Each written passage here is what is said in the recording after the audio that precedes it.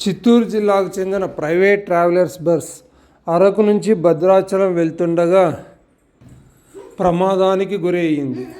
Bus ప్రమాదం చింతూరు మామిడిపల్లి మధ్యలో జరిగింది. ప్రమాదానికి జరిగిన బస్సు అల్లూరు జిల్లా మారేడుమిల్లి ఘాట్ రోడ్లో ఘోర ప్రమాదం. అదుపు తప్పి లోయలో పడ్డ ట్రావెల్స్ బస్సు 15 మంది వరకు మృతి చెంది ఉండవచ్చు అని అనుమానం. అరకు నుంచి భద్రాచలం వెళ్తుండగా ప్రమాదం. ఇంకా పూర్తి వివరాలు తెలియాల్సి ఉంది. రాజుగారి మెట్టు మలుపు దగ్గర ప్రమాదం. బస్సులో 2 డ్రైవర్లతో పాటు 35 మంది ప్రయాణికులు ఉన్నట్టు సమాచారం. గాయపడ్డ వారిని భద్రాచలం ఏరియా ప్రభుత్వ ఆసుపత్రికి తరలింపు.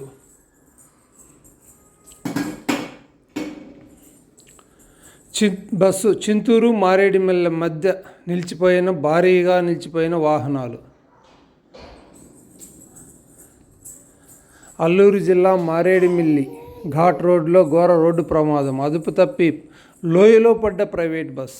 లోయలో పడ్డంతో 5 మంది ప్రయాణికులు మృతి చెంది ఉండవచ్చని, మృతుల సంఖ్య ఇంకా పెరిగే అవకాశం ఉందని, మృతులను అరకు భద్రాచలం ప్రభుత్వ ఆసుపత్రికి, గాయపడిన వారిని కూడా తరలించినట్టు సమాచారం.